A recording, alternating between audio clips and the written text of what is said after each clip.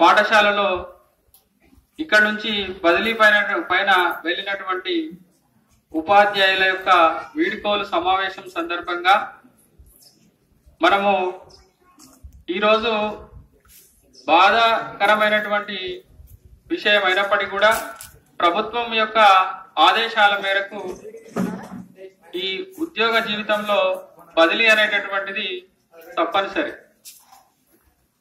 కాలం అనేటటువంటిది చాలా అద్భుతమైనది.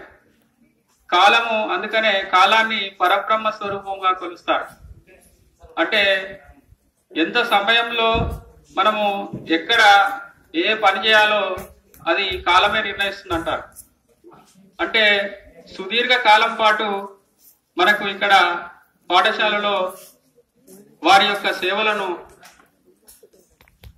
కనీసము మన ప్రధాన ఉపాధ్యాయులు గోవింద్ గారు అయితే 3 సంవత్సరాల కాలం పాటు ఇక్కడ తమ సేవలని మన పాఠశాల యొక్క అభివృద్ధి కోసము వినియోగించడం జరిగింది. అదేవిధంగా మిగతా ఉపాధ్యాయులు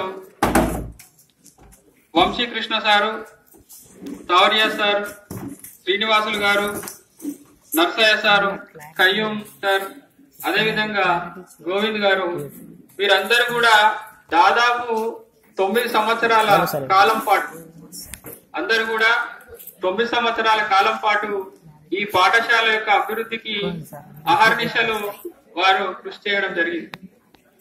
ఈ సందర్భంగా మనము ఈ వీడ్కోలు సమావేశాన్ని ఏర్పాటు చేసుకున్నాం. ఈ వీడ్కోలు సమావేశము మీరు విద్యార్థులందరూ కూడా పూర్వ విద్యార్థులు కూడా ఇక్కడికి విచ్చేయడం జరిగింది.